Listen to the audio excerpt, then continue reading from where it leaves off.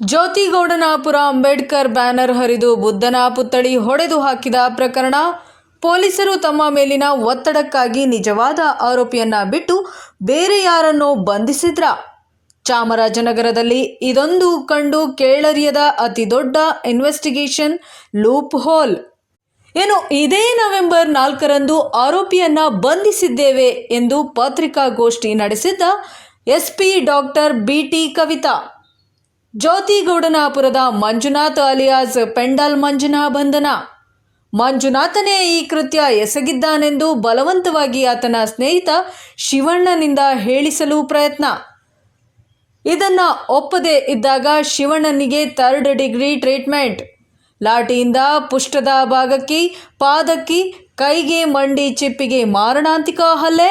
Inspector ಸಾಗರ್ನಿಂದ ಮನಸೋ ಇಚ್ಛೆ ತಳಿತ. ನೀವು ಎಷ್ಟೇ ಹೊಡೆದ್ರೂ ನನ್ನನ್ನು ಕೊಂದಾಕಿದ್ರೂ ನಾನು ಮಾಡಿದ ತಪ್ಪನ್ನ ಒಪ್ಪುವುದಿಲ್ಲ ಎಂದ ಶಿವಣ್ಣ. ಬಳಿಕ ಶಿವಣ್ಣನನ್ನ ಬಿಟ್ಟು ಕಳಿಸಿರುವ ಚಾಮರಾಜನಗರದ ಪೂರ್ವ ಠಾಣಾ ಪೊಲೀಸರು ಕಳೆದ 2 ತಿಂಗಳ ಹಿಂದೆ ಜ್ಯೋತಿಗೌಡನಾಪುರದಲ್ಲಿ ಮಹಿಳೆಗೆ ಚಪ್ಪಲಿಯಿಂದ ಹೊಡೆದಿದ್ದ ಮಂಜುನಾಥ್. ಆಗ ದಲಿತ ಮುಖಂಡರು ಸೇರಿ 60,000 ದಂಡ ವಿಧಿಸಿದ್ರು. ದಂಡದ ಹಣ ಕಟ್ಟಲು ತನ್ನ ಬೈಕ್ ಅಡವಿಟ್ಟಿದ್ದ ಮಂಜುನಾಥ್ ಇದೇ ಕೋಪಕ್ಕೆ ಅಂಬೇಡ್ಕರ್ ಬ್ಯಾನರ್ ಹರಿದು ಬುದ್ಧನ ಪುತ್ಥಳಿ ವಿರೂಪಗೊಳಿಸಿದ್ದಾನೆಂದು ಪತ್ರಿಕಾಗೋಷ್ಠಿ ನಡೆಸಿದ್ದ ಎಸ್ಪಿ ಡಾಕ್ಟರ್ ಕವಿತಾ. ಈಗ ಚಾಮರಾಜನಗರ ಜಿಲ್ಲಾ ಪೊಲೀಸರ ಕ್ರಮದ ವಿರುದ್ಧ ರೊಚ್ಚಿಗೆದ್ದ ವಾಲ್ಮೀಕಿ ಸಮುದಾಯ. ನಿಜವಾಗಿ ನಮ್ಮವರೇ ತಪ್ಪು ಮಾಡಿದರೆ ಯಾವುದೇ ಶಿಕ್ಷೆ ಕೊಡಿ, ಆದರೆ ಅಮಾಯಕನನ್ನ ಕೇಸ್ನಲ್ಲಿ ಫಿಟ್ ಮಾಡೋದು ಎಷ್ಟು ಸರಿ?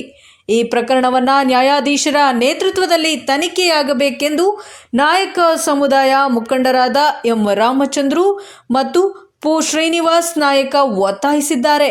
ವರದಿ ಹೊಮ್ಮನಂಜುಂಡ ನಾಯಕ, ಪ್ರಜಾಪವರ್ ಟಿವಿ, ಚಾಮರಾಜನಗರ. ಕಳೆದ ಕೆಲವು ದಿನಗಳ ಹಿಂದೆ ಜ್ಯೋತಿಗೌಡನಾಪುರ ಗ್ರಾಮದಲ್ಲಿ ನಡೆದಂಥ ಅಹಿತಕರ ಘಟನೆಯನ್ನು ನಾವು ತೀವ್ರವಾಗಿ ಖಂಡಿಸ್ತೀವಿ. ಡಾಕ್ಟರ್ ಬಾಬಾ ಸಾಹೇಬ್ ಅಂಬೇಡ್ಕರ್ ಅಂದರೆ ಈ ದೇಶಕ್ಕೆ ಸಂವಿಧಾನವನ್ನು ಕೊಟ್ಟು ಪ್ರತಿಯೊಬ್ಬರಿಗೂ ಕೂಡ ಅವರು ಯಾವುದೇ ಒಂದು ಜಾತಿಗೆ ಸೀಮಿತ ಆಗಿಲ್ಲ, ಎಲ್ಲರೂ ಕೂಡ ಸರ್ವರಿಗೂ ಸಮಪಾಲು, ಸರ್ವರಿಗೂ ಸಮಬಾಳು ಅನ್ನೋ ತತ್ವದಲ್ಲಿ ಇವತ್ತು ದೇಶಕ್ಕೆ ಒಂದು ಒಳ್ಳೆಯ ಸಂವಿಧಾನ ಕೊಟ್ಟಿದ್ದಾರೆ. ಅಂಥ ಮಹಾಪುರುಷನ ಒಂದು ಬೋರ್ಡ್ಗೆ ಕಿತ್ತಾಕಿರೋದನ್ನು ನಾವು ತೀವ್ರವಾಗಿ ಖಂಡಿಸ್ತಾ ಇದ್ದೀವಿ.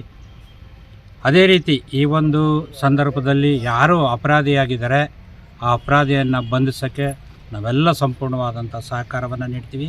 ನಾವು ಕೂಡ ಅವ್ರ ಜೊತೆಯಲ್ಲಿ ಬೆಂಬಲವಾಗಿ ನಿಲ್ತೀವಿ ಅಂತ ಈ ಮೂಲಕ ಹೇಳೋಕ್ಕೆ ಇಚ್ಛೆಪಡ್ತೀವಿ.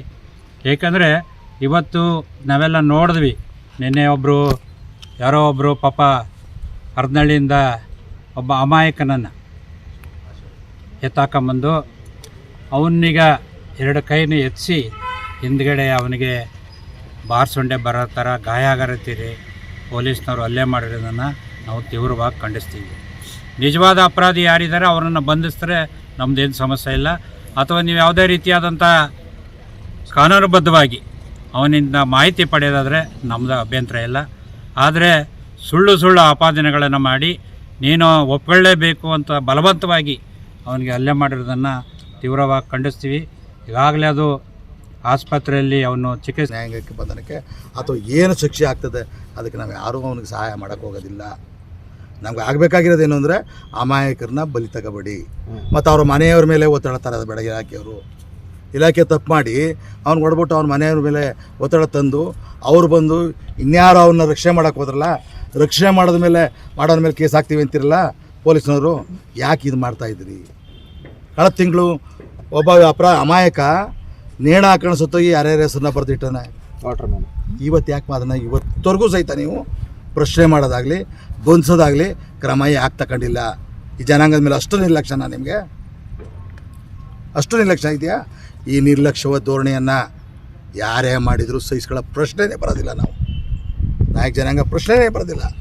ನೀವು ಈ ಕೂಡಲೇ ಯಾರ್ಯಾರ ಅಮಾಯಕರಿಗೆ ಶಿಕ್ಷೆ ಆಗಿದ್ದಾರೆ ಶಿಕ್ಷೆ ಮಾಡೋನೆ ಅವನ ಮೇಲೆ ಕಾನೂನು ಕ್ರಮ ಆಗಬೇಕು. ನಾವೇನು ಬೇಡಿಕೆ ಇಟ್ಟಿದ್ದು ಒಬ್ಬ ಅಮಾಯಕ ಸುತ್ತೋಗನಲ್ಲ, ಅದಕ್ಕೆ ಸರಿಯಾದ ನ್ಯಾಯ ಸಿಗಬೇಕು. ಹೇಳ್ತೀರಿ ಡೆತ್ ನೋಟ್ ಇಟ್ಬಿಟ್ರೆ ಅದೇ ಸುಪ್ರೀಂ ಅಂತೀರಿ. ಆ ಡೆತ್ ನೋಟ್ ಬರೆದಿಟ್ಟಿರೋರ ಮೇಲೆ ಇನ್ನೂ ಕ್ರಮ ತಗೊಳ್ಳಿಲ್ಲ ಅಂದರೆ ನೀವು ಪೊಲೀಸ್ನವರು ಯಾವ ಮಟ್ಟಿಗೆ ನೀವು ಲಾಬಿ ಮಾಡ್ತಾಯಿದ್ದೀರಿ? ಯಾರು ಒತ್ತಡಕ್ಕೆ ಮಣಿಗ್ತಾ ಇದ್ದೀರಿ? ನಮ್ಮಲ್ಲಿ ಶಕ್ತಿ ಇಲ್ವಾ, ರಾಜಕೀಯ ಶಕ್ತಿ ಇಲ್ವಾ? ಅಥವಾ ರಾಜಕೀಯ ಶಕ್ತಿ ಇಲ್ಲದ್ರೆ ಈ ದೇಶದಲ್ಲಿ ಪ್ರಜಾಪ್ರಭುತ್ವ ರಾಷ್ಟ್ರದಲ್ಲಿ ಪ್ರತಿಯೊಬ್ಬ ಒಬ್ಬ ವ್ಯಕ್ತಿಗೆ ಮತದಾನ ಮಾಡೋ ವ್ಯವಸ್ಥೆ ಹಕ್ಕದೆ. ಅಂಥ ಸಂದರ್ಭದಲ್ಲಿ ಯಾರಾದರೂ ಜಾತಿಗೆ ಅನ್ಯಾಯ ಮಾಡ್ತಾರೆ ಅಂದರೆ ಎಲ್ಲೆಲ್ಲಿ ಯಾವ್ಯಾವ ಹಂತಲ್ಲಿ ಅವ್ರನ್ನ ಎಲ್ಲೆಲ್ಲಿ ಮಟ್ಟ ಹಾಕಬೇಕು ಈ ಜನಾಂಗಕ್ಕೆ ಗೊತ್ತದೆ. ಈ ಜನರು ರೆಡಿ ಇದ್ದೀವಿ ನಾವು. ಆ ಕಾರಣದಿಂದ ನಮ್ಮ ಒತ್ತಾಯ ಇಷ್ಟೇ, ಅಮಾಯಕರನ್ನ ಬಲಿ ತಗೋಬೇಡಿ, ನೈಜವಾದ ಅಪರಾಧಿಗಳನ್ನ ಬಂಧಿಸಿ. ಯಾವುದೇ ಜನಾಂಗ ಆಗಿರಲಿ.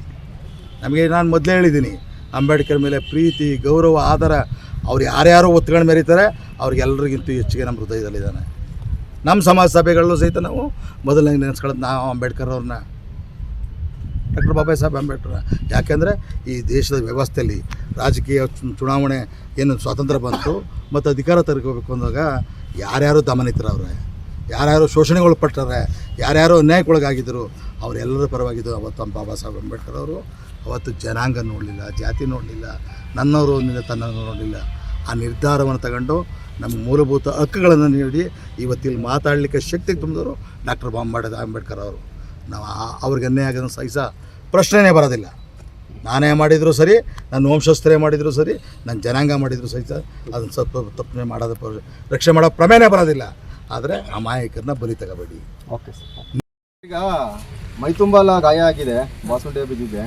ಏನು ಕಾರಣ, ಯಾರು ಹೊಡೆದ್ರು, ಯಾಕೆ ಹೊಡೆದ್ರು ಸರ್? ಹೇಳ್ತೀನಿ ಸರ್ ನೋಡಿ, ನಿಮ್ಮದು ಬಂದಿದ್ದು ಇದು 17 ನನಗೆ ಇದು ಅಪ್ಪ ಅಮ್ಮ ಯಾರೂ ಇಲ್ಲ, ಇರೋದು ಒಂದು ಅಪ್ಪ ಜೊತೆ ಹೋಗೋದಿಲ್ಲ, ಇದು ಊಟ ಜೊತೆ ಕೂಡ ಇಲ್ಲ. ನಾನು ಒಳಗೆ ಮಧ್ಯೆ ಹೋಗಿದ್ದೆ, ಬರ್ತಾಯಿದ್ದೆ. ಗೊತ್ತಿಲ್ಲ ಸರ್, ಅವತ್ತು ಇದು ತಾರೀಕು 3 ಹೌದು, ನೈಟು ಒಂದು 12:30 ಆಗಿತ್ತು ಸರ್. ಬಂದು ಏಕಾಏಕಿ ಇಬ್ಬರು ಪೊಲೀಸರು ಬಂದು ಪಿ ಸಿಗಳು ಬಂದು ಹೇಳಿಸ್ತರು. ನಾನು ಆಯ್ತು ಎಣ್ಣೆಕ ಮಲಗಿದ್ದೆ, ಹೇಳಿಸ್ತರು. ಸೈ ಏನು ಸರ್ ಅಂತ ಕೇಳಿದಕ್ಕೆ ಏನಿಲ್ಲಪ್ಪ, ಒಂದು ಇದು ಎಂಕ್ವೈರಿ ಇದೆ, ಬನ್ನಿ ಕೇಳ್ಬಿಟ್ಟು ವಾಪಸ್ ತಗೊಂಡು ಬಿಡ್ತೀವಿ ಅಂತಂದು. ಸರಿ ಸರ್ ಅಂದ್ಬಿಟ್ಟು ನಾನು ಇದು ಗಾಡಿ ಎತ್ಕೊಂಡು ಬಂದು ಸ್ಟೇಷನ್ಗೆ ಬಂದು ಹಾಕ್ಬಿಟ್ಟು ಸರ್. ನಾನು ತಗೊಂಡು ಇದು ಸೆಲ್ಲಲ್ಲಿ ಹಾಕ್ಬಿಟ್ರು. ಅದು ಬೆಳಗಾನ ಯಾರು ಸೆಲ್ಲಲ್ಲಿ ಹಾಕ್ಬಿಟ್ರು. ಮತ್ತು ಬೆಳಗ್ಗೆ 12 ನೀವು ಕೇಳಲಿಲ್ವಾ, ಯಾಕೆ ಕರ್ಕೊಂಬಂದ್ರಿ ಸರ್, ಯಾಕೆ ಸೆಲ್ಲಲ್ಲಿ ಹಾಕ್ತಾ ಇದ್ದೀರಾ? ಇಲ್ಲ ಸರ್, ಅದಕ್ಕೆ ಕೇಳಿ ಸಬ್ಲಿಸ್ಬಿಟ್ರು, ಇನ್ನೂ ಬಂದಿಲ್ಲಪ್ಪ, ಬಂದಷ್ಟೇ ಬೆಳಗ್ಗೆ ಅವ್ರು ವಿಚಾರಣೆ ಮಾಡ್ತಾರೆ ಅಂತ ಅದನ್ನು ಸೆಲ್ಲ ಹಾಕ್ಬಿಟ್ಟು ಸರ್. ಒಳಗಡೆ ಕುಡಿಸ್ಬಿಟ್ರು? ಕುಡಿಸ್ಬಿಟ್ರು ಕುಡಿಸಿಲ್ಲ? ಇಲ್ಲ, ಒಳಗೆ ಕುಡಿಸ್ಬಿಟ್ರು, ಜೈಲಿ ಹಾಕ್ಬಿಟ್ಟು ಸರ್. ಆಮೇಲೆ ತಿರ್ಗಿ ಬೆಳಗ್ಗೆ 11 ಗಂಟೆಗೆ ತಗೊಬಂದು ಇದು ರಿಮೇಡ್ ರೂಮ್ ತಗೋಬೋದು ಸರ್. ಹೇಳ್ಕೊಂಡು ಪೀಸಲ್ಲಿ ಕರ್ಕೊಂಡು ಲಾಕ್ ಮಾಡ್ಕೊಂಡು ತಿನ್ನೋರು. ಆಮೇಲೆ ಸಬ್ಲಿಸ್ಬಿಟ್ಟು ಬಂದರು ಸರ್. ಯಾರು ಅವ್ರ ಹೆಸರು ಇದು ಸೀದರಾಮ್ ಅವ್ರು ಬಂದು ಯಾವ್ರಪ್ಪ ಏನಪ್ಪ ಅಂತ ಹೇಳ್ತಾರೆ, ಈ ಥರ ಸರ್ ಅಂತಂದು. ಅವತ್ತು ಜೋತ್ಕುಟಪುರದಲ್ಲಿ ಒಂದು ಇದಾಗಿದೆ ಗೊತ್ತಾ ಅಂತಂದ್ರೆ, ಏನು ಸರ್ ಅಂತ ಹೇಳಿ ಅಲ್ಲಿ ಇವ್ರದ್ದು ಇದು ಅಂಬೇಡ್ಕರ್ ನೋಡಪ್ಪ ನಾನು ಹೇಳ್ತೀನಿ, ಆ ಮಾತು ಕೇಳ್ತೀಯ ಅಂತಂದ್ರು. ಹೇಳಿ ಸರ್ ಅಂದು. ನಾನು ಹೇಳ್ದೆ ಕೇಳ್ಬಿಟ್ರು, ನೀನು ನನಗೆ ಇದು ಏನು ಮಾಡಲ್ಲ, ನಿಮ್ಗೆ ಏನಾಗಲ್ಲ ಅಂತಂದ್ರೆ ಸರ್ ಹೇಳಿ ಸರ್ ಅಂತ ಹೇಳಿ. ಆಗ ಅವರು ಈ ಥರ ಮಂಜು ಆ ಥರ ಆದ ಪ್ರಕರಣದ ಯಾಕಂದ್ರೆ ಸಿಕ್ಕಿದ ಬಾರಲ್ಲಿ ನಗರದಲ್ಲಿ ಇದು ಇಬ್ಬರು ಕುಡಿದು. ಆಗ ಅವನು ಎಣ್ಣೆ ಹಟ್ಟಲ್ಲಿ ಈ ಥರ ನಾನು ಒಂದು 5 ಅರ್ಜಿ ನೆಗೆಸ್ಕೊಂಡು ಹೊಡೆದಿದ್ದೆ. ಅವ್ರು ನನಗೆ 60 ರೂಪಾಯಿ ತಪ್ಪು ಹಾಕಿದ್ರು, ದಂಡ ಹಾಕಿದ್ರು. ಹಾಕೋಬೇಕು ನಾನು ಆ ಥರ ಮಾಡಿದೆ, ಇದನ್ನ ಯಾರಿಗೂ ಹೇಳ್ಬೇಡ ಅಂತ ಹೇಳ್ಬಿಟ್ಟು ಅವ್ರನ್ನ ಹೇಳ್ಕೊಟ್ರು. ನಾನು ಹೇಳಿದೆ, ಅದನ್ನ ವಿಡಿಯೋ ಮಾಡ್ಕೊಂಡ್ರು ಸರ್. ಅದನ್ನ ಹೇಳಿಸಿದ್ದಾರೆ ನಿಮ್ಮ ಬಾಯಿಂದ? ಹೌದು, ಹೇಳಿಸಿದ್ದಾರೆ. ಅದನ್ನ ಅವರು ವಿಡಿಯೋ ಮಾಡ್ಕೊಂಡ್ರು. ವಿಡಿಯೋ ಮಾಡ್ಕೊಂಡಾಗ ನಾಲ್ಕು ಪೇಪರ್ಗೆ ಇದು ಸೈನ್ ಮಾಡಿಸ್ಕೊಂಡ್ರು. ಆಗ ನಮ್ಮ ಇದು ಚಂದ್ರನಮ್ಮ ಇವರು ಬಂದರು. ಅವ್ರ ಸೈನ್ ಮಾಡಿಸ್ಕೊಂಡು ನಾನು ಕಳಿಸ್ತಾರೆ. ಸಾಕ್ಷಿ ಬಲವಂತವಾಗಿ ಈಗ ನಿಮ್ಮ ಹೆಸರಲ್ಲಿ ಹೇಳಿಸ್ಕೊಂಡಿದ್ದಾರೆ ಈಗ? ಹೌದು ಸರ್. ಆ ಥರ ಏನೋ ಹೇಳಿಲ್ಲ ನಿಮ್ಮವರು? ಏನು ಅವನು ಯಾರೋ ಪಾರ್ಟಿ ನಿಮಗೆ ಆ ಥರ ಹೇಳಿಲ್ವಾ? ಅಂದ್ರೆ ಈಗ ಪೆಂಡಲ್ ಮಂಜು ಅರೆಸ್ಟ್ ಆಗಿದಾರಲ್ಲ, ಅವ್ರು ನಿಜವಾಗ್ಲೂ ಕುಡಿದು ಒಟ್ಟಿಗೆ ಇದ್ದಾಗ ಹಂಗೆ ಹೇಳಿದ್ರ ನಿಮ್ಮ ಹತ್ರ? ಇಲ್ಲ ಸರ್, ಹೇಳಿಲ್ಲ. ಇಲ್ಲ ಸರ್, ಅವ್ರ ಅಂತ ಹೇಳಿ ಅಂತ ನಂಗೆ. ಯಾರು ಪೊಲೀಸರು? ಪೊಲೀಸರು ಮಾದೇವರು ನಿಮಗೆ ಹೇಳಿ ಅಂತಂದ್ರು? ಏನಂತ ಹೇಳಿ ಅಂತಂದ್ರು? ಅದು ಈ ಥರ ಸರ್, ಇದು ಆ ಥರ ಇಬ್ರು ಇದು ಬಾರ್ಲಿ ಕುಡಿತಾ ಇದ್ರಿ? ಎಣ್ಣೆ ಹಾಕಿದ್ಮೇಲೆ ಅವನು ಇದು ಟೈಟಲ್ಲಿ ಆ ಥರ ಹೇಳ್ದ ಅಂತ ಹೇಳಿದ್ರು. ಆದ್ಮೇಲೆ ನಾನು ಹೇಳಿದೆ ಸರ್. ನಿಮ್ಮ ಹೆಸರು? ಇದು ಶಿವಣ್ಣ ಅಂತ ಸರ್. ಏನು ಅನ್ಸುತ್ತೆ ನಿಮಗೆ ಸರ್? ಏನಾಗ್ತಾ ಇದೆ ಸರ್ ಈಗ ನಂಗೆ ಸ್ವಲ್ಪ ಇದು ಭಯನ ಜೀವ ಬೆದರಿಕೆ ಸರ್ ನನಗೆ. ಯಾರಿಂದ? ಅವ್ರು ಪೊಲೀಸಿಂದ ಸರ್. ಪೊಲೀಸರಿಂದ ಏನು ಮಾಡ್ತಾರೆ ಸರ್? ಏನು ಮಾಡ್ತಾರೆ ಇಲ್ಲ ಸರ್, ನಮ್ಮ ಅಕ್ಕನಿಗೆ ನಮ್ಮ ಅಕ್ಕನ ಮಗಳೆಲ್ಲ ಬಾಯಿ ಹಿಂಸೆ ಕೊಡೋದು, ಫೋನ್ ಮಾಡೋದು, ಅವನು ಇಲ್ಲಿ ಅಂತ ಕೇಳೋದು, ಈ ಥರ ಜೀವ ಬೆದರಿಕೆ ನನಗೆ ಕೊಡ್ತಾ ಇದ್ದಾರೆ. ಟಾರ್ಚರ್ ಮಾಡ್ತಾ ಇದ್ದಾರೆ. ದಯವಿಟ್ಟು ನನಗೆ ಅದನ್ನು ಸ್ವಲ್ಪ ನ್ಯಾಯ ಕೊಡಿಸಿ. ಏನು ಅದಕ್ಕೆ ನೀವು ಪ್ರಕರಣಕ್ಕೆ ಭಾಗಿಯಾಗಿಲ್ವಾ? ಇಲ್ಲ ಸರ್, ಏನಿಲ್ಲ ಸರ್. ನಿಮ್ಮ ಕಡೆ ಸುಳ್ಳು ಹೇಳ್ಸಿದ್ದಾರೆ? ಸುಳ್ಳು ಹೇಳ್ಸಿದ್ದಾರೆ ಸರ್. ಸುಳ್ಳು ಹೇಳಿಕೆ ತಗೊಬಿಟ್ರೆ ವಿಡಿಯೋ ಮಾಡ್ಕೊಂಡು ಅದನ್ನ ಇದು ಮಾಡ್ತೇವೆ. ಇದನ್ನು ನೀವು ಜಡ್ಜ್ ಮುಂದೆ ಹೋದ್ರೆ ಹೇಳ್ತಾರೆ? ಹೌದು ಸರ್, ಹೇಳ್ತೀನಿ ಸರ್, ಪಕ್ಕ ಹೇಳ್ತೀನಿ ಸರ್. ಹೊಡೆದಿರೋದೆಲ್ಲ ಹೇಳ್ತೀರಿ? ಹೇಳ್ತೀನಿ ಸರ್.